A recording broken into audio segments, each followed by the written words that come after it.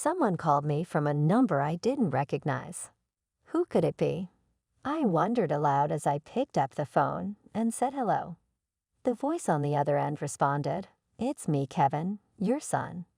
Look, I get that you and Dad aren't together anymore, but you need to start acting like a mom. I'm in high school now, and I can't keep dealing with your problems forever, okay?" Confused, I asked, "What do you mean? Why are you calling me?" Kevin's tone turned sharp. "I'm telling you, you need to pay my child support and school fees, and do it soon. It's because of what you did, cheating and all, and now you're trying to get money from Dad. You're out of your mind." His words made me angry. "Kevin, who is this? I never had any children. What are you talking about? Are you kidding me? Are you in denial?" He shot back. "Stop playing games, Kevin. You must think I'm joking, but I'm serious," I replied. Like I said before, Kevin isn't my biological son.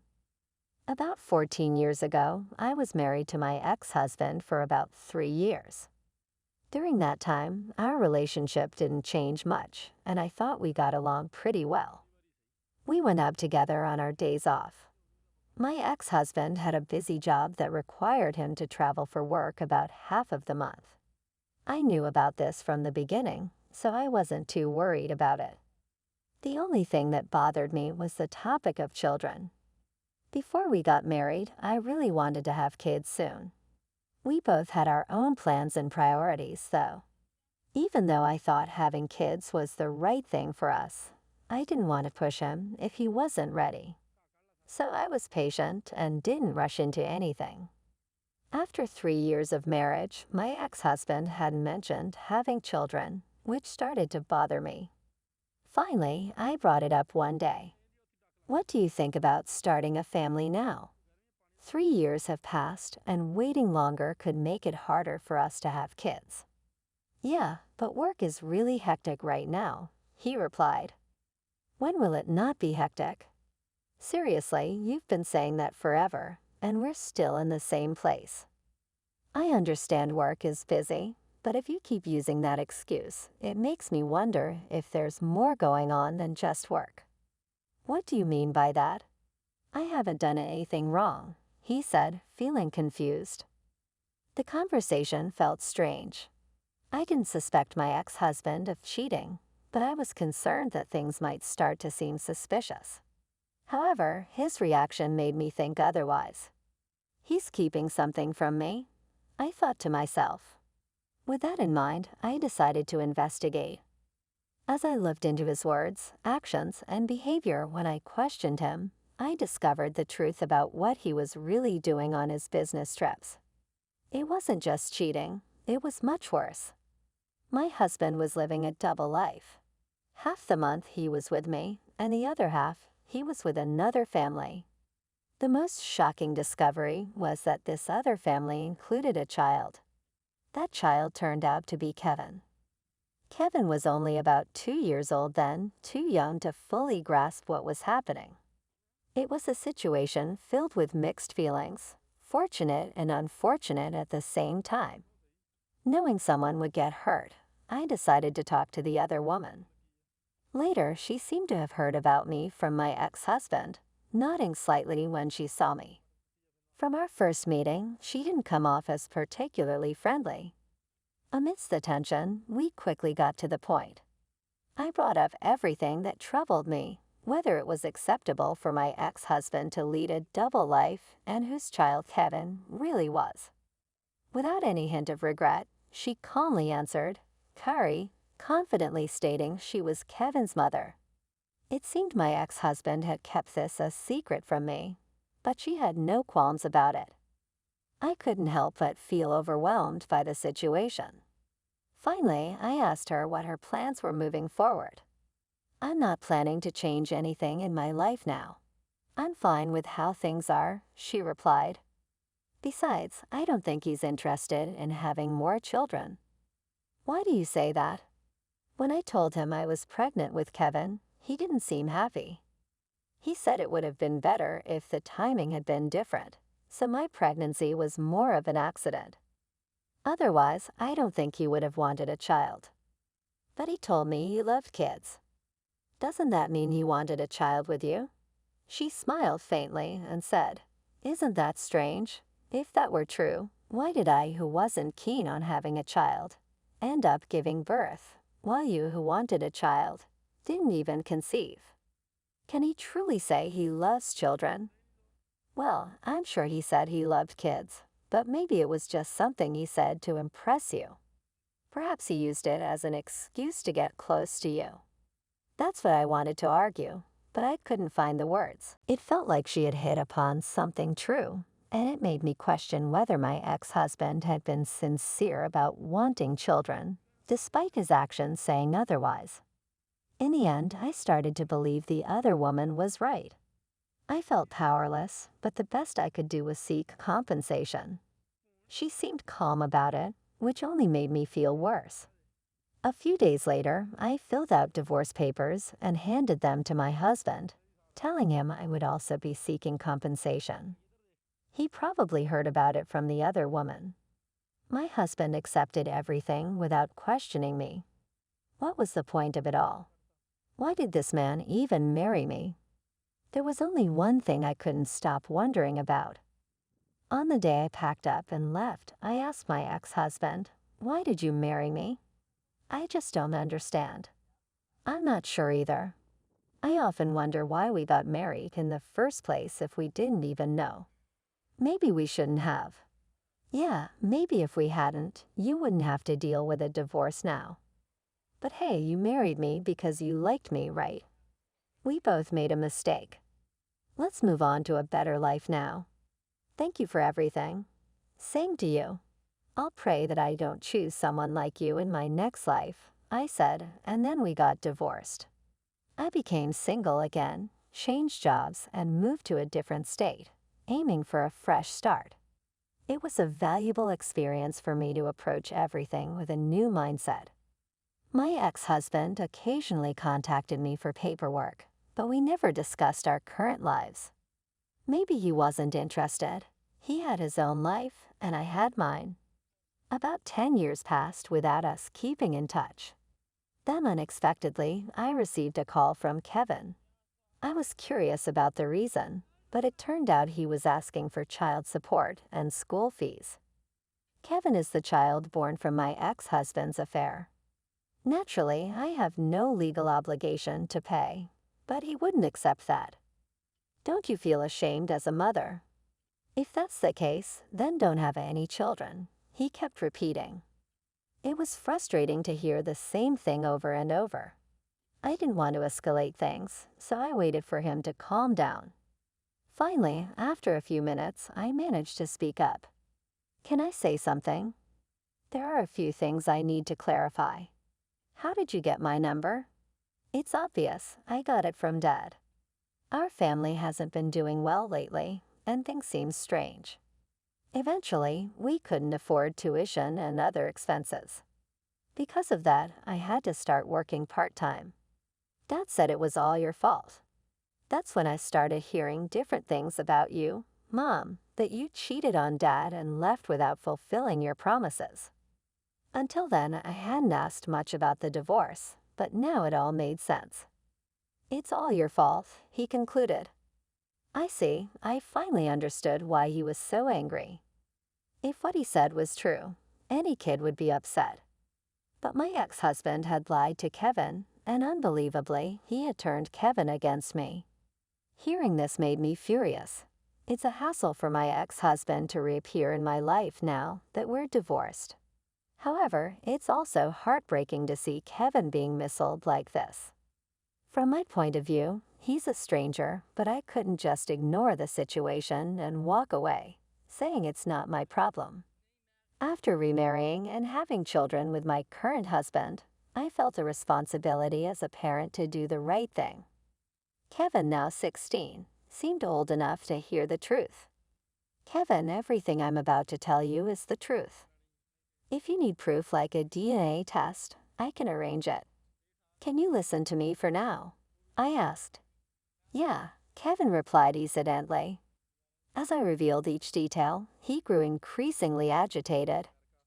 If what you're saying is true, why did Dad have me call you earlier? Kevin asked, confused. Kevin, you mentioned you're working part-time. What are you doing with the money? I inquired. Saving it for me. Our family's been struggling financially lately, and I wanted to help out with debts. High school isn't mandatory anymore, so I don't need much, he explained earnestly. You're such a responsible kid. But have you ever wondered why, with that money, you can't cover your tuition and expenses? Well, sometimes my phone bill payment is late. I think Dad might be short on money. Is he working right now? He's working. He goes to the office regularly, I said. I see. I have a bad feeling about this. Could it be that my ex-husband is using Kevin's money? With that suspicion in mind, I decided to look into my ex-husband's activities once more. Kevin, can you give me about 3 weeks? Sure, that's fine. And please don't tell Dad about what we talked about on the phone, okay? Okay, I won't. So I decided to investigate my ex-husband further. I hired a private investigator and waited anxiously for the results. Some might say I'm going too far, but everything I do is for Kevin's sake. I wouldn't go to such lengths for anyone else. Even if people think I'm crazy, I don't care. Would I abandon a child who looks like he's on the verge of collapsing right in front of me? Absolutely not. I refuse to become that kind of person.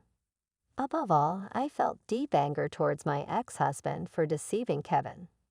Filled with this anger, I waited for the private investigator report.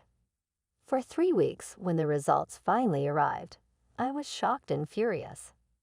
It turned out my ex-husband wasn't currently employed full-time. He was working as a temporary worker and had recently been laid off. Instead of actively seeking new opportunities, he was spending his time idly drinking or playing cards. Kevin believed his dad was working because he often dressed in a suit. But the truth was he was unemployed and not actively searching for a job. What angered me most about my ex-husband was how quickly he acted remorseful in front of Kevin. Seeing his dad like that, Kevin felt sorry and willingly handed over all his part-time job earnings. Little did Kevin know, his money was being squandered on gambling and drinking by his father. This situation couldn't be ignored. First and foremost, I needed to take action to help Kevin. With that in mind, I called my ex-mother-in-law, relieved that I hadn't deleted her number from my phone book. Hello. Oh, Ava, it's been a while. How have you been? Long time no see. What's on your mind? Is everything all right? I explained the current situation to my mother-in-law. During my marriage, she and her sister-in-law had been at odds with me. After the divorce, we hadn't kept in touch. However, it seemed she had heard about my divorce and understood that I had moved on with my life, so she wasn't upset at all. I see. I'm sorry I didn't mention it earlier. I thought it would be better coming from him, but he was cheating, wasn't he? My mother-in-law's voice took on a somber tone as I shared all the details. She let out an angry exclamation over the phone. I understand now. It all makes sense. I wasn't informed about the birth because he had a child with someone else. He brought Kevin to see me, but I was told not to contact you because you needed space after giving birth. Some people go through mental instability or even illness during that time, so I respected your privacy. When I found out about the divorce, I felt sorry but didn't know how to reach out to you. Kevin visits occasionally now, and it brings me joy. Regardless of how he came into this world, he's not to blame. I want to support him and be there for him in the future. You've always been understanding. I'm actually relieved to hear you say that. I called because I wanted to ask you something about Kevin. Could you and your husband help raise Kevin together? Of course. Kevin worked so hard to earn money from his part-time job, only for it to be wasted on gambling. I think it's crucial to have a serious talk with him about that. I trust you to handle it, but I believe Kevin is sacrificing his future to support his father. Please let him live freely with you and his grandfather, my mother-in-law assured me. Thus his immediate situation was resolved, and now it was time to confront my ex-husband. I decided to contact him and arrange a meeting. I was furious at him for deceiving me. When I arrived at the cave at the agreed-upon time and saw my ex-husband, he looked noticeably worn out. It's unusual for you to reach out to me, and wow, you look older. Anyway, what about Kevin? So you already know. Let's get straight to the point. Why did you have Kevin call me? What were you trying to achieve? I asked. I was desperate. Money's been tight lately. I lost my job due to a fraud accusation, and Kevin's mother disappeared out of nowhere. It feels like everything's slipping away from me. But my mom and Kevin still think I'm employed. It's easy to fool them as long as I act remorseful. Kevin is your son, right? Doesn't it make you feel something? He's such a beautiful son, giving me money. You won't find a more devoted son than him, he explained. I understand now, I said, feeling relieved to hear him say these things openly. Suddenly, 3 people stood up from a nearby table and approached us. Huh, what's happening? You're truly despicable. We overheard everything just now. Even after all this time, your character hasn't changed. It's over for you, my mother-in-law said sternly. Beside her was my aunt-in-law and then Kevin. To convince everyone, they needed to see his true nature with their own eyes. My ex-husband started to visibly flounder, unable to find the right words. As everyone chastised him, he kept glancing at me, seemingly seeking help. But even if you make that face, it won't change anything.